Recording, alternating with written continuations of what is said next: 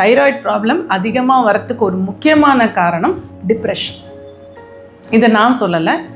ஆரம்ப காலத்தில் நம்ம வகுப்புக்கு வந்துட்டு இருந்த ஒரு டாக்டர், அவர் நம்ம சென்னை கவர்மெண்ட் ஹாஸ்பிட்டலில் அந்த எண்டோக்ரைனாலஜி டிபார்ட்மெண்ட்டோட சீஃப் சர்ஜனாக இருந்தார்.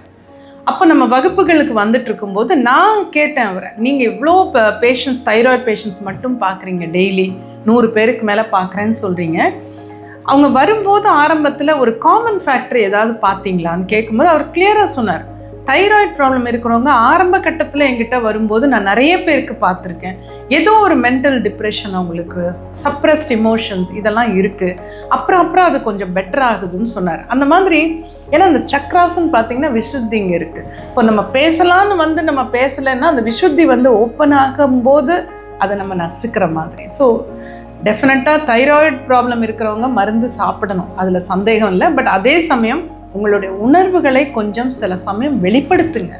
ஏன்னா நீங்கள் வெளிப்படுத்தலைன்னா எதிராளிக்கு தெரியாது நீங்கள் எவ்வளோ கஷ்டப்படுறீங்கிறதும் தெரியாது, அண்ட் நீங்கள் அதை பொறுத்துக்க மாட்டீங்கிறதையும் நீங்கள் தெரியப்படுத்துங்க.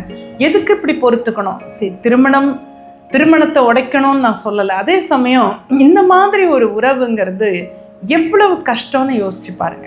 ஸோ அதெல்லாம் சொல்லி அவங்களுக்கும் புரிய வச்சேன். அதனால சில நேரங்களில் நமக்கு சிலது பிடிக்கல, நமக்கு மனசு வலிக்குதுன்னா அந்த உறவில் நாம் அதை எடுத்து சொல்லி தான் சரி பண்ண முடியுமே தவிர பொறுத்துக்கிட்டே இருந்தோம்னா என்றைக்கோ ஒரு நாள் நமக்கு அந்த பொறுமைங்கிறது போகும்போது அந்த உறவு உடஞ்சி போயிடும். அதுக்கு பதிலாக கொஞ்சம் சந்தர்ப்பம் கிடைக்கும்போது பேசி உங்கள் உணர்வுகளை சொல்கிறதுக்கு கொஞ்சம் தைரியமாக நின்று சொல்லி, எனக்கு என்னால் இதை தாங்க முடியாது, இந்த மாதிரி என்னை வந்து நடத்தாதீங்கன்னு சொல்லி பாருங்கள். நீங்கள் அஃபெக்ட் ஆகாமல் இருங்க, அழாமல் இருங்க அப்படின்னு சொன்னேன்.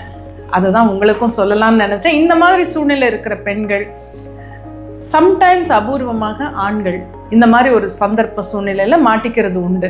ஸோ இது வந்து கணவன் மனைவி உறவு மட்டும்தான் இல்லை, சில சமயம் வேறு உறவுகளில் கூட இந்த மாதிரி ஆகும். அதாவது ஒருத்தர் இன்னொருத்தரை வந்து குத்திக்கிட்டே இருப்பாங்க, கஷ்டப்படுத்திகிட்டே இருப்பாங்க. இவங்க பேசாமல் இருக்கும்போது அவங்க அதை கண்டினியூ பண்ணுவாங்க. எங்கேயாவது உங்கள் உணர்வுகளை சொல்லணும். ஸோ சில நேரங்களில் பேசுவது நல்லது. நமது உணர்வுகளை வெளிப்படுத்துவது தான் ஒரு தீர்வை கொடுக்கறதுக்கு ஒரு வாய்ப்பாவது கிடைக்கும்.